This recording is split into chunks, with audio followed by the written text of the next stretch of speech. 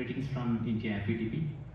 I'm Dr. Sachin, a recent FETP graduate from India, and I will be presenting the results of my study on knowledge, attitude, and practice of face mask usage among the residents of Kannur district, Kerala during November 2021. We all know that face masks in public places were the main mitigation strategy in COVID-19 pandemic.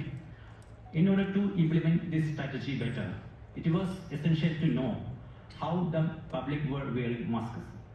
So we did a cross-section survey in November 2021 in Kannur, Kerala, India to assess the knowledge, attitude and practice of adults towards face masking behavior. And we found that 90% of the study population had commendable knowledge, attitude and practice of mask usage.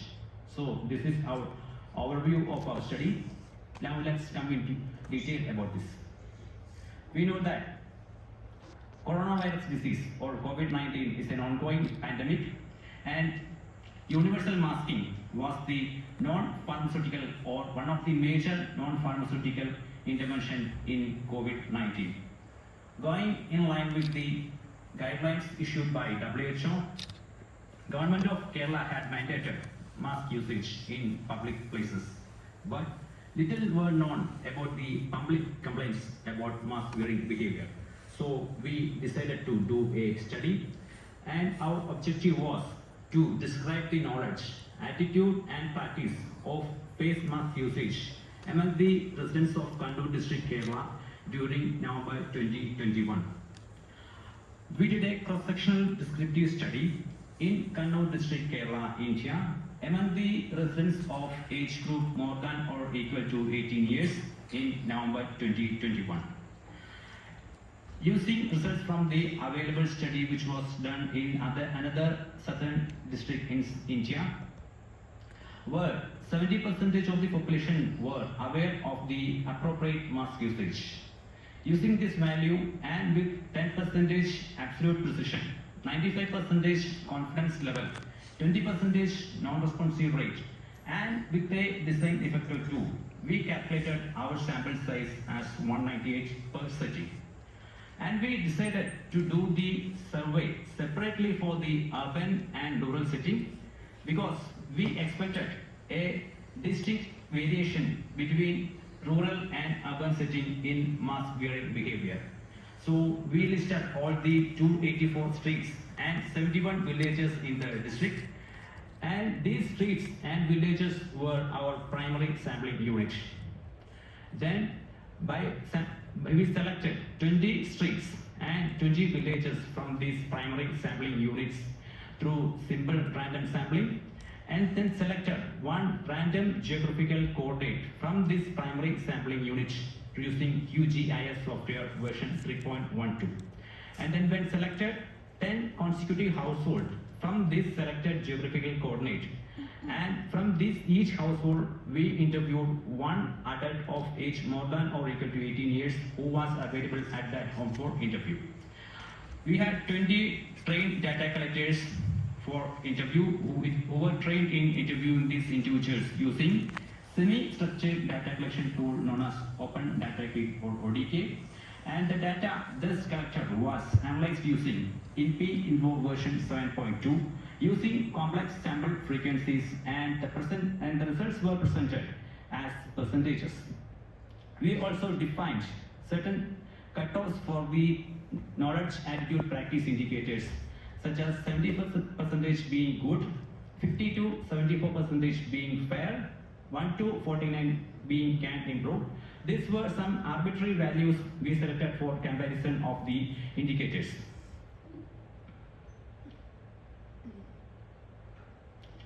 Coming to the results, this is the socio-demographic profile of the study participants, where 60% in the rural and 57% in the urban were females, and majority of the study population was of the age group 31 to 50 in both the urban and rural settings. And in both the urban and rural setting, majority of them had either a primary or a secondary level of education. When we analyzed the results, we also found that both in the urban and the rural setting, the study population demonstrated good knowledge about the importance of wearing a mask during the COVID-19 pandemic, and also they were aware that all of them should wear a mask while they go out, and also in the public transport or when they are in indoor or outdoor public spaces, etc. And coming to the attitude towards mask wearing behavior, they all agree to the fact that every public should wear the mask while going out.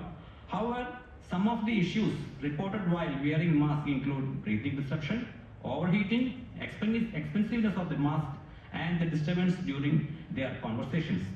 These were reported from both the urban and the rural settings more or less equally. Going in line with their good knowledge towards importance of mask usage, the study population demonstrated good practice of mask usage and mask hygiene.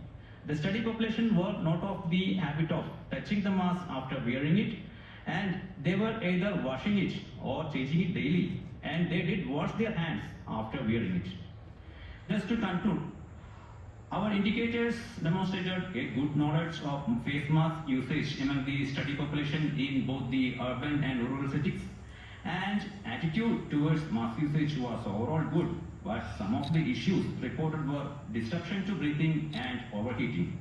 And the practice of mask usage was also good, with no major difference between urban and rural setting.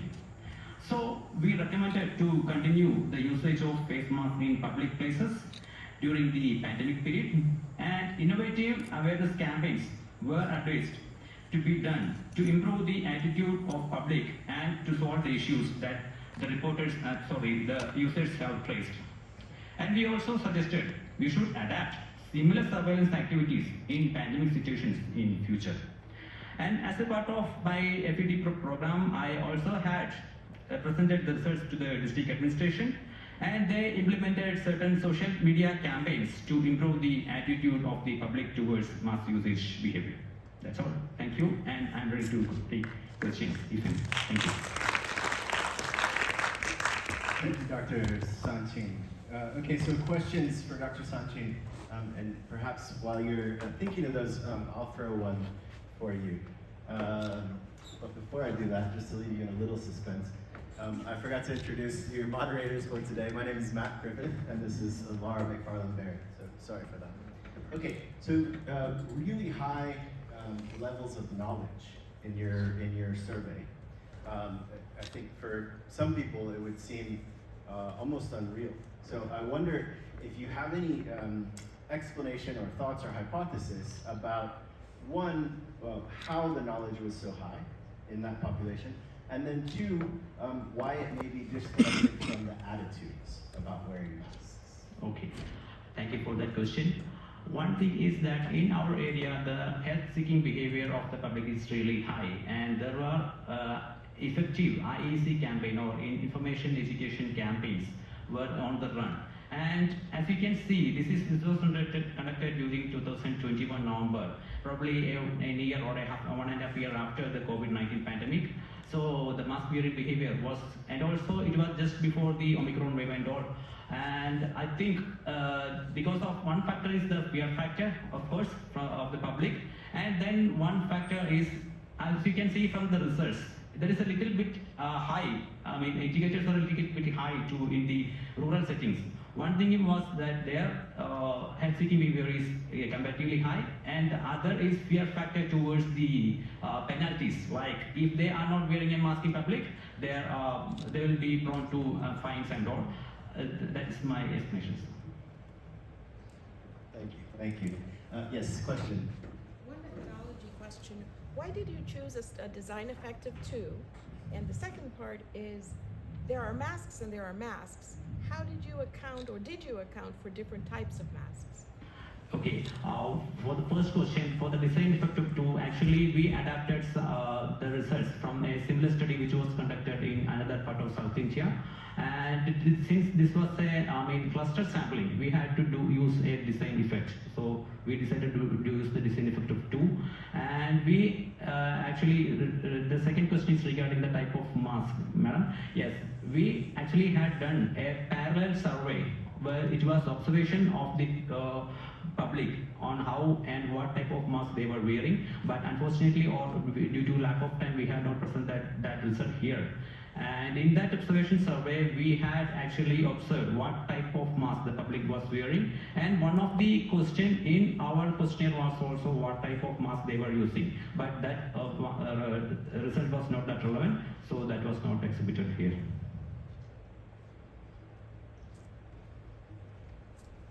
Yes.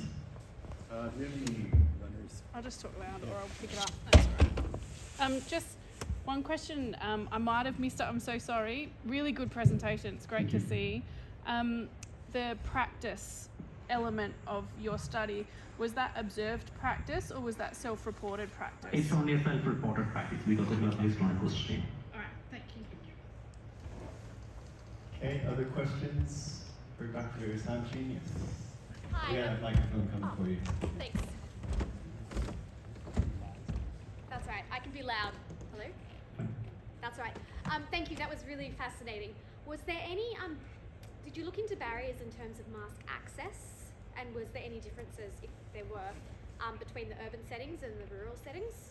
Actually, we had that preposition before this survey that the rural city will have definitely a less access for mask usage. But in our survey, there is no commentable difference between the rural setting and the urban setting between the mask usage. But there were a slight difference that rural setting was comparatively low in all the indicators that selected. Great, thank you. Thank you. Okay, got time for, yes, coming back to you. Were you surprised at how similar the urban and the rural populations were, both in all of the socio-demographic characteristics that you described? Can you please come again, ma'am? Were you surprised by how similar the urban and the rural samples were by the socio-demographic characteristics that you described? Yeah, almost. Actually, only age group and then the education and also the gender was being compared between these rural and these settings. There is only slight difference between the urban and rural settings. I think that is more common in our part. I think there is not much difference. That's what I think.